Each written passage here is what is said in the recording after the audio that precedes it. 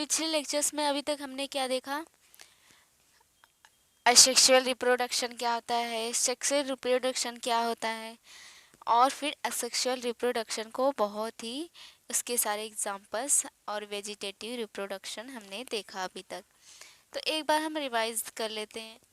तो asexual reproduction में हमने देखा था इन्वॉल्वमेंट सिर्फ एक पेरेंट्स की होती है और उसमें गैमिट का फ्यूजन होता भी है और विद और विदाउट द गैमिट फ्यूजन।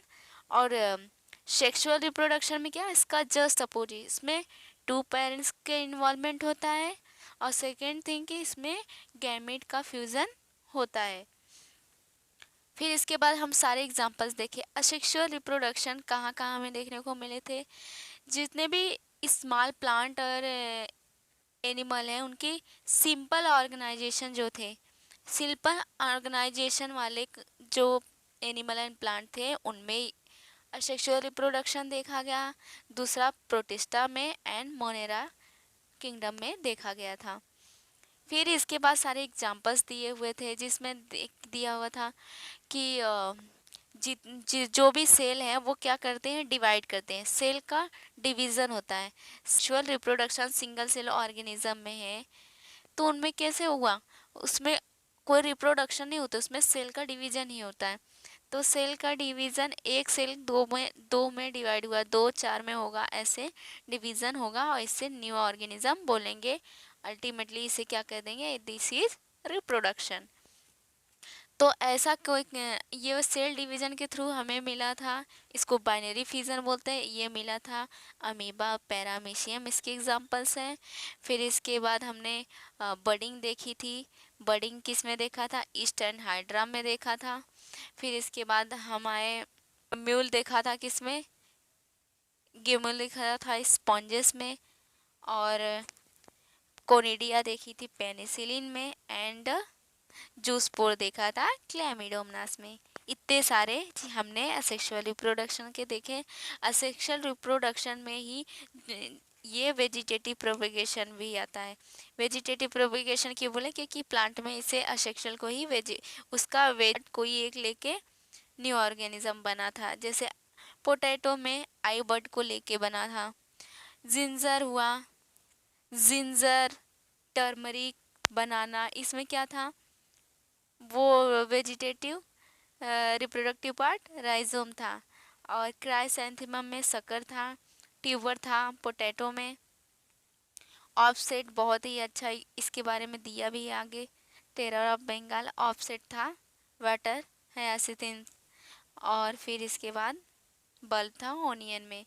फिर इसके बाद हमने वाटर हयासिंथ के बारे में पढ़ा। ये बाहर से आई हुई प्लांट है और इसको इसलिए लाया गया क्यों लाया गया था इंडिया में, क्योंकि इसकी बहुत ही अच्छी ब्यूटीफुल फ्लावर थे और इसका शेप, इसके लीव का शेप बहुत ही ब्यूटीफुल था, ये बहुत अट्रैक्टिव था, इसके लिए इसे बाहर से इंपोर्ट किया गया। और ये इसके बाद इसको बोला गया ये टेरर ऑफ बंगाल, क्योंकि भी वाटर बॉडी में ये रहा तो उस वाटर में वो इन्वेसिव तरीके से फैल जाएगा, स्प्रेड हो जाएगा। मतलब ये बहुत ही रैपिडली वहाँ पे ग्रो कर जाएगा और वहाँ के सारे ऑक्सीजन को ऑब्जर्व करके वहाँ की जितनी लिविंग ऑर्गेनिज्म है उनको नष्ट कर देगा। फिर यही सारी चीज़ें हमने देखी हैं, ठीक है। दूसरे बात बोला कि नोट्स ही ऐसा पॉइंट है जहाँ से न्यू ऑर्गेनिज्म या न्यू प्लांट्स अराइज हो रहे थे। और जैसे बायोफिल्म में हमें क्या देखने को मिला था, एडवेंटिसस बर्ड में देखने को मिला था। आगे में क्या देखने को मिला था, बुलबिल। ऐसे सारे ये यहाँ पे नोट्स देखने को मिले थे। नोट से ही क्या हुए, न्यू प्लांट प्रोड्यूस हुए। और इसमें क्या देखा कि जैसे अलगी है और फंजाई है, इन लोग क्या असेक्सुअल मोड ऑफ रिप्रोडक्शन दिखाते हैं। तो ये शिफ्ट होंगे सेक्सुअल मेथड ऑफ रिप्रोडक्शन में, जब एडवर्ट कंडीशन उनकी लाइफ में आएगी। तो अब तक हमने इतना पढ़ा है, ये सारी रिवीजन हो चुके हैं। अब हम नेक्स्ट देखते हैं सेक्सुअल रिप्रोडक्शन। आज हम पूरा देखेंगे सेक्सुअल रिप्रोडक्शन। तो सेक्सुअल रिप्रोडक्शन में हमने क्या देखा, इसमें दो पेरेंट की इन्वॉल्वमेंट है, involvement of formation of male and female gamete, और उनका फ्यूजन होता है तो ऑफस्प्रिंग प्रोड्यूस होता है, either by the same individual और by the different individual of the opposite sex. ठीक है, या तो एक ही में वो दोनों होंगे मेल एंड फीमेल, या तो डिफरेंट डिफरेंट होंगे। गैमेट्स फ्यूज होंगे यहाँ पे और जाइगोट्स बनाएंगे और एम्ब्रायो बना के न्यू ऑर्गेनिज्म बन जाएगा। इसमें गैमेट का फ्यूजन होगा, जबकि हमने क्या देखा था एसेक्सुअल में गैमेट का फ्यूजन हो भी सकता है, नहीं भी हो सकता है। तो ये सेक्सुअल रिप्रोडक्शन एक elaborate, complex and slow process है। ठीक है, ये स्लो प्रोसेस है as compare to asexual reproduction. ठीक है, because of fusion of male and female gametes, sexual reproduction में क्या होगा, सेक्सुअल रिप्रोडक्शन में होगा वेरिएशन। तो उसका जो ऑफस्प्रिंग होंगे उनमें क्या होगा, not identical to the parents.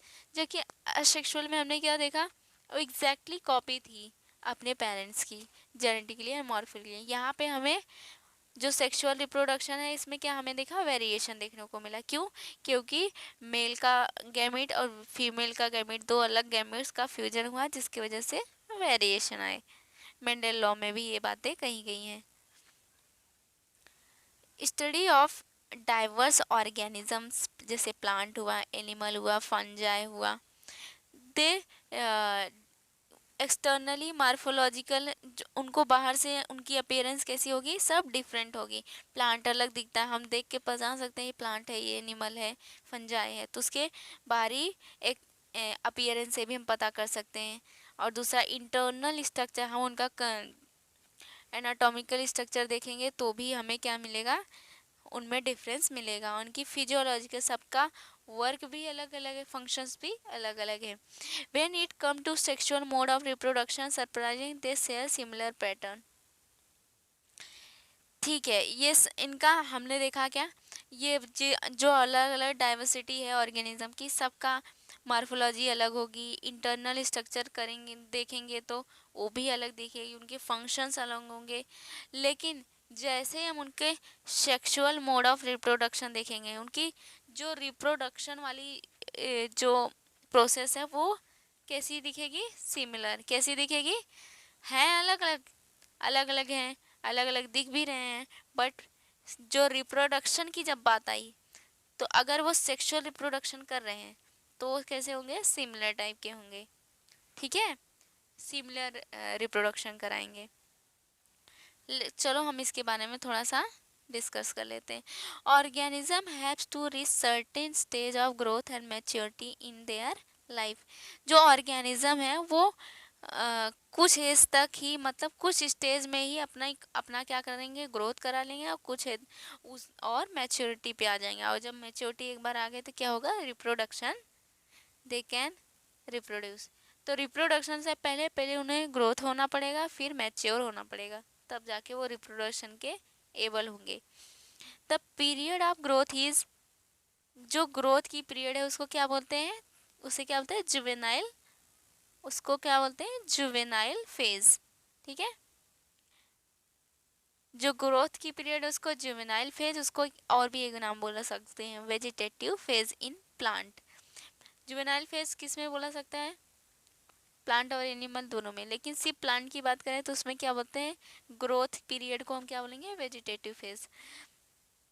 और फेज, क्या बोला, phase is variable duration in different. जो ये फेज है, ये ग्रोथ की जो पीरियड है वो सब में डिफरेंट है, अलग ऑर्गेनिज्म अलग होंगे। ठीक है, जैसे हमारे में ग्रोथ पीरियड कितना है, 18 ईयर माना गया है, 18 ईयर तक हमारा ग्रोथ हो सकता है। तो ऐसे ही सब में अलग अलग है। जैसे बैक्टीरिया में ग्रोथ कितना, घंटे ही लगते हैं, इसके बाद वो फटाफट फास्टली अपना रिप्रोडक्शन कराते हैं। तो जितनी कम लाइफ स्पैन होगी उतना ही कम ड्यूरेशन होगा ग्रोथ पीरियड का। अब जुवेनाइल या वेजिटेटिव फेज क्या बोला है, mark the beginning of reproductive phase, can be easily seen in higher plant. तो हम लोग रिप्रोडक्टिव फेज में जाने से पहले हमारी कुछ प्रोसेस होते हैं, तो उसमें पहला फेज जो हुआ वो होगा जुवेनाइल फेज। तो ये बिगिनिंग ऑफ रिप्रोडक्टिव का एक क्रिशियल पॉइंट है। इसके बहुत सारे ऐसे प्लांट हैं क्या करते हैं, वो एक से अपनी लाइफ में एक से कई ज़्यादा बार क्या करेंगे, फ्लावरिंग कर सकते हैं, मतलब रिप्रोडक्शन कर सकते हैं। लेकिन कुछ ऐसे हैं जो सिर्फ अपनी लाइफ में एक बार ही कर सकते हैं। तो देखो, few tree in your area, हमने अपने एरिया में कुछ तो प्लांट्स तो देखे ही हैं। उसमें क्या देखा, flower during the same month year after year. उसी मंथ में हमें फ्लावरिंग, हर ईयर हमें सिर्फ एक पर्टिकुलर मंथ में ही फ्लावरिंग देखने को मिलती है। तो availability of fruits like mango, apple, jackfruit is, इसलिए इसको क्या बोला, सीजनल बोला गया, क्योंकि फ्लावरिंग एक एक एक पर्टिकुलर टाइम पे ही होने वाला है। तो फ्रूट भी एक पर्टिकुलर सीजन में ही आने वाला, पर्टिकुलर टाइम में, इसलिए इसलिए इसको क्या बोला, सीजनल प्लांट बोला। Some plant that throughout the year and other show seasonal that show seasonal flowering. कुछ ऐसे प्लांट हैं जो पूरी साल वो क्या कर सकते हैं, फ्लावरिंग एंड फ्रूट का फॉर्मेशन कर सकते हैं। वो plant the annual and biennial दो टाइप के होते हैं, ठीक है। एनुअल जो होते हैं, जो वो कैसे होते हैं, इनका life span less than 1 year होता है। और बायनियल जो होता है, इनका लाइफ स्पैन 2 ईयर तक होता है, ठीक है। दोनों भी क्या होते हैं, मोनोकार्पिक होते हैं। मतलब एक बार ही फ्लावरिंग करते हैं। इसमें क्या, क्लियर कट वेजिटेटिव, रिप्रोडक्टिव और सेनेसेंस फेज होते हैं। वेजिटेटिव फेज मतलब ग्रोथ कर रहे हैं, रिप्रोडक्शन कर रहे हैं, इसके बाद डेथ हो जा रही है उनकी, सेनेसेंस हो जा रहे हैं। But in perennial species, perennial species में क्या देखने को मिला, but in perennial species it is very difficult to clear define these phases कितने पाए गए, एक देखो, एक तो वेजिटेटिव ग्रोथ हुआ, दूसरा रिप्रोडक्शन, तीसरा सेनेसिस। ये तीनों भी फेज किसमें क्लियर कर दिखे, एनुअल एंड बाइनियल प्लांट में। जबकि जो पेरिनियल पेरिनियल ने जो बहुत सालों से हैं, मतलब उनकी लाइफ स्पैन बहुत साल तक है, तो वो ऐसे प्लांट में हमें ये जो फेजेस हैं क्लियर कट नहीं दिखते। Few plant exhibit an unusual flowering phenomena, जैसे बम्बू है। बम्बू कब फ्लावर करता है, वो अपनी पूरी लाइफ में only once in their life time, अपनी पूरी लाइफ स्पैन में वो सिर्फ एक बार फ्लावरिंग करता है। और हमेशा ये 50 to 100 जनरली अब 50 से 100 साल के बीच में होता है। और इसमें large number of fruits produce करता है, और एक बार हो गया तो फिर इसके बाद डाई हो जाता है। अनदर प्लांट जो होता है वो स्ट्रोबिलेंथस कुंथियाना, इसको नील कुरंजी भी कहते हैं। ये क्वेश्चन पूछा हुआ है बैम्बू का।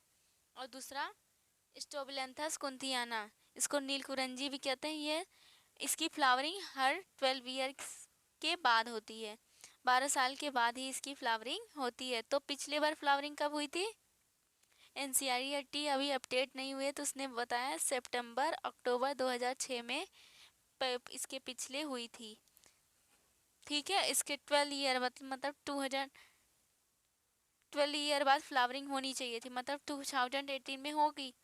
बट अभी इसमें एनसीईआरटी में यही लिखा हुआ है, ठीक है, हम यही पढ़ेंगे। तो ये जो फ्लावर है ये प्रोड्यूस हुए बहुत ज़्यादा हुआ, और उसको ट्रांसफ़र किया गया हिली एरिया में, जैसे केरला, कर्नाटका, तमिलनाडु। क्वेश्चन पूछा गया है ये कहाँ कहाँ ये फ्लावर्स मतलब ट्रांसफ़र किए गए, केरला, कर्नाटका एंड तमिलनाडु, ठीक है। Into blue stretches and attracted large, इस फ्लावरिंग की वजह से जो केरला, कर्नाटका, तमिलनाडु में यहाँ पे बहुत सारे क्या है टूरिस्ट आए। कुछ एनिमल्स जैसे, अब हम प्लांट का देख चुके, प्लांट में हमने देखा है एक एनुअल होता है, बाइनियल होता है, एक पेरिनियल होता है।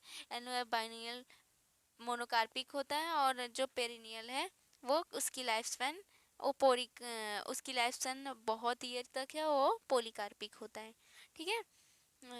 फिर इसके बाद हमने बैम्बू का एग्जांपल देखा, स्टोबिलेंथस कुंथियाना का देखा। अब हम एनिमल्स में देखेंगे। जुवेनाइल फेज जो होता है वो फॉलोड बाय जो morphological and physiological changes prior to active reproductive behaviour. Reproduction से पहले उनमें क्या होता है, जुवेनाइल फेज होता है। जुवेनाइल फेज के बाद क्या, उनमें मॉर्फोलॉजी और फिजियोलॉजिकल चेंजेस आते हैं। फिर इसके बाद क्या होता है, रिप्रोडक्शन होता है। ठीक है, ध्यान में रखना। तो reproductive phase is variable duration, उसमें भी क्या बोला था, जो ये वेजिटेटिव फेज वेरिएबल था, इसमें रिप्रोडक्टिव फेज वेरिएबल है, ऐसा बोला है। ठीक है। Among the animal for example birds, birds क्या करते हैं, वो एग देते हैं, lay the eggs throughout their year, पूरे साल वो बर्ड देते रहते हैं। मतलब ये सीजनल नहीं है। सीजनल माने एक लिमिट टाइम में ही वो करे, लेकिन ये तो पूरे ईयर कर रहा है, तो ये सीजनल नहीं है। What about the other animals, जैसे लिजार्ड, तुमने देखा होगा, जैसे बर्ड हुआ, bird in living nature, birds जो होते हैं वो एक करते हैं ओनली सीजनली, लेकिन हमने देखा है कुछ ऐसे भी बर्ड्स हैं जो सीजनली देते हैं। ठीक है, सीजनली एग प्रोड्यूस करते हैं। How a bird is in captivity, जैसे पोल्ट्री फार्म में, पोल्ट्री फार्म में हम पूरी ईयर थ्रू आउट क्या करते हैं, एक पोल्ट्री फार्म क्यों बना करते हैं कि जिससे हमें पूरे ईयर हमें कंटिन्यूअस क्या मिले, एग भी मिले और दूसरा मीट भी मिले। तो ये थ्रू आउट एग देता है, तो ये सीजनली नहीं माना जाएगा। जबकि यहाँ पे बोला birds lay the egg only seasonally. In this case laying eggs not related to reproduction but commercial exploitation for human. तो इसमें जो एग दिया पोल्ट्री फार्म में, ये हमने अपनी कमर्शियल के लिए इसके जो लाइफ साइकिल को एक्सप्लॉइट करके अपनी फ़ायदे के लिए हमने इसको पूरे ईयर एग प्रोड्यूस कराया इससे। The female of placental mammals exhibit cyclic changes in activity of ovaries and accessory duct as well as hormone during the reproductive phase। जो प्लेसेंटल मैमल्स होते हैं, तो प्लेसेंटल मैमल में क्या हुआ, क्या चेंजेस हमें देखने को मिले, उनमें साइक्लिक चेंजेस देखने को मिले, जैसे ओवरीज में और बहुत सारे एक्सेसरी डक्ट्स में और हार्मोनल चेंजेस देखने को मिलते हैं। ठीक है, प्लेसेंटल क्या होता है, ये चीज़ तुम पढ़ोगे, इवोल्यूशन में भी दिया है प्लेसेंटल मार्सुपियल। तो अपने बच्चे की केयरिंग के लिए उनमें प्लेसेंटा पाया जाता है, और जो मार्सुपियल्स होते हैं उसमें क्या पाया जाता है, पाउचेस पाए जाते हैं अपने बच्चे की नर्सिंग के लिए। ठीक है। तो नॉन प्राइमेट्स, जैसे नॉन प्राइमेट्स कौन है, cows, sheeps, reds, deer, dogs, tigers, ये सारे जितने एनिमल्स हैं नॉन प्राइमेट्स हैं। प्राइमेट्स कौन होते हैं पता है ना, प्राइमेट्स देखो यहाँ पे सिर्फ 3 बताए, मंकी, एप्स और ह्यूमन बींग। ठीक है, बाकी जितने भी एनिमल्स होंगे वो क्या होंगे, नॉन प्राइमेट्स होंगे। तो उनमें कौन से साइकिल देखने को मिले, स्ट्रेस साइकिल। और जो प्राइमेट्स हैं उनमें क्या देखे, मेंस्ट्रुअल साइकिल। ठीक है, ह्यूमन में मेंस्ट्रुअल साइकिल हमने पढ़ा भी हुआ है, एक मेजर पोर्शन है, ये दिया हुआ है। Many mammals specially those living in natural, बहुत सारे ऐसे मैमल्स हैं जो नेचुरल कंडीशन में, नेचुरल कंडीशन मतलब वाइल्ड है, वाइल्ड कंडीशन में है, उसमें कोई हाइब्रिड नहीं आई है। तो exhibit such cyclic only during favourable season in their reproductive phase and therefore called seasonal breeders. तो बहुत से ऐसे मैमल्स हैं जो क्या हैं, अपनी नेचुरल कंडीशन में या अपनी वाइल्ड कंडीशन में हैं, तो उनमें क्या हुआ, उनमें हमें क्या दिखे, सीजनल दिखे। वो कैसे दिखे, सीजनल, उनके में जो रिप्रोडक्टिव फेज थे वो सीजनल थे। ठीक है, कुछ ऐसे भी मैमल्स हैं जो पूरे year through out the year reproductively active हैं, और उसे कहते हैं कंटिन्यूअस ब्रीडर। जो जो कंटिन्यूसली ब्रीड करे थ्रू आउट द ईयर उसको कंटिन्यूस ब्रीडर कहते हैं। जो सिर्फ कुछ टाइम के लिए ही रिप्रोडक्टिवली एक्टिव है उसे सीजनल ब्रीडर्स कहते हैं। ठीक है, जो नॉन प्राइमेट्स में उनमें स्ट्रेस साइकिल मिलता है और प्राइमेट्स में मेंस्ट्रुअल साइकिल मिलता है। ठीक है, अभी एनिमल में हमने इतना ही देखा है। ठीक है, तो प्लांट्स में हमने देखा वेजिटेटिव या जुवेनाइल फेज, फिर इसके बाद रिप्रोडक्टिव फेज, ठीक है, फेज के बाद सेनेसेंस फेज। और वी आर ग्रो ओल्ड, हम धीरे धीरे किस साइड जा रहे हैं, हमारी एज बढ़ रही है तो हम ओल्ड की तरफ जा रहे हैं। Long enough something that we recognise mean growing old means end of reproductive phase, consider as a parameter of senescence और ओल्ड एज। हमने देखा जो प्लांट की तरह एनिमल में भी क्या जुवेनाइल फेज देखने को मिला, रिप्रोडक्टिव एंड सेनेसेंस फेज है। तो जैसे जैसे हमारी एज बढ़ती जाएगी, हम ग्रोथ हो गया, ग्रोथ के बाद एज जैसी बढ़ती जाएगी वैसे रिप्रोडक्टिव फेज भी एंड हो जाएगा और अंतिम हमारा पैरामीटर आ जाएगा सेनेसिस, हम ओल्ड की तरफ चले जाएंगे। concomitant changes in the body like slow of metabolism। Senescence phase में क्या देखने को मिलेगा, जो हमारी मेटाबॉलिज्म है वो कैसी स्लो हो जाएगी, क्योंकि अब ये हमारा सेनेसेंस क्या है, लास्ट फेज है, इसके बाद मृत्यु हुई है। तो ओल्ड स्टेज में लास्ट क्या होता है, डेथ होता है, इसलिए हमारी इस फेज में हमारी जो मेटाबॉलिज्म है बाकी उन दोनों स्टेज की अपेक्षा ज़्यादा स्लो हो जाती है। In both plant and animal में क्या हमें देखा, हार्मोन्स ही रिस्पॉन्सिबल थे, जितने भी फेजेस हमें देखने को मिली वो हार्मोन ही थे। हार्मोन चैप्टर्स हमने पढ़े हुए हैं 11 चैप्टर में, 11 की एनसीईआरटी में, तो आपको पता हो गया हार्मोन कितने इम्पोर्टेंट है हमारी बॉडी में। वो हार्मोन्स हमारे स्टेजेस में भी रिस्पॉन्सिबल हैं, ठीक है। Interaction between hormones and certain environmental factors regulate the reproductive process and associate behavior expression of organism। तो ये क्या बोला है, जब हम इंटरैक्शन करेंगे हार्मोन्स और हमारे जो इन्वायरमेंटल फैक्टर हैं वो क्या करते हैं, वो हमारी रिप्रोडक्टिव फेज को रेगुलेट करते हैं, ठीक है, हार्मोन्स और हमारे इन्वायरमेंटल फैक्टर्स। और उससे क्या हुआ, हमारा associated behaviour expression of organism. अब हम सेक्सुअल रिप्रोडक्शन के इवेंट्स पढ़ेंगे। क्या 3 ऐसे इवेंट्स हैं सेक्सुअल रिप्रोडक्शन में, एक pre fertilisation, fertilisation and post fertilisation. तो ये तीनों भी फेजेस हम पढ़ेंगे, काफ़ी डिटेल में दिया हुआ है, ठीक है।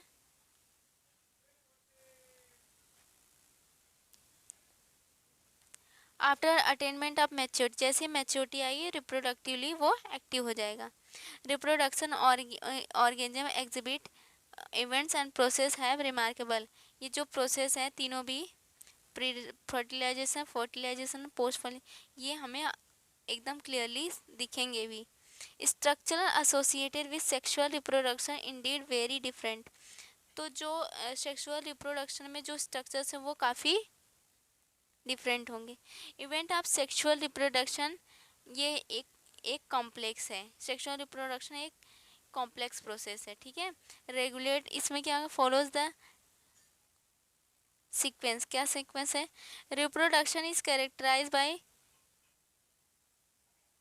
पहले फ्यूजन होगा, फर्टिलाइजेशन होगा और mail and female gamete, zygote बनेगा, फिर एम्ब्रियोजेनेसिस होगा, ठीक है। और ये तीनों भी फेज हमें क्लियरली विजिबल होते हैं। अब हम देखते हैं प्री फर्टिलाइजेशन। प्री फर्टिलाइजेशन में क्या होगा, गैमेट का फॉर्मेशन होगा, ठीक है, और गैमेट का ट्रांसफ़र होगा। Include all events of sexual reproduction prior to the fusion से पहले, मतलब मेल और फीमेल गैमेट के फ्यूजन से पहले जितने भी इवेंट्स है उसको हम क्या इंक्लूड करेंगे, प्री फर्टिलाइजेशन। प्री फर्टिलाइजेशन में क्या होगा, फ्यूजन से पहले क्या होगा, गैमेट का फॉर्मेशन होगा, गैमेट ट्रांसफ़र होगा, ठीक है, मेल से फीमेल में जाएंगी। Gametogenesis is refer to the process of formation of दो टाइप के गैमेट्स का फॉर्मेशन होगा, मेल एंड फीमेल गैमेट्स। और गैमेट्स कैसे होते हैं, हमेशा हैप्लॉइड्स होते हैं, ध्यान रखना, गैमेट्स कैसे होते हैं, हमेशा हैप्लॉइड होते हैं। सम algae have two gametes are similar in appearance, तो कुछ अलगी हैं उनमें मेल और फीमेल गैमेट्स कैसे होंगे, सिमिलर होंगे, उसको क्या बोलेंगे, आइसोगैमेट्स। देख रहे हो, ये एक अलगी है, क्लेडोफोरा अलगी। तो इसमें क्या हुआ, मेल और फीमेल कैसे हैं, सेम सिमिलर हैं। दूसरा क्या है, फ्यूकस। फ्यूकस दूसरी अलगी है, इसमें मेल छोटा है और फीमेल बड़ी है। तीसरा क्या, कौन सी गैमेट्स है, ह्यूमन का। देख रहे हो, ये जो है ये फीमेल गैमेट्स है, ये स्पर्म मेल गैमेट्स। ओके।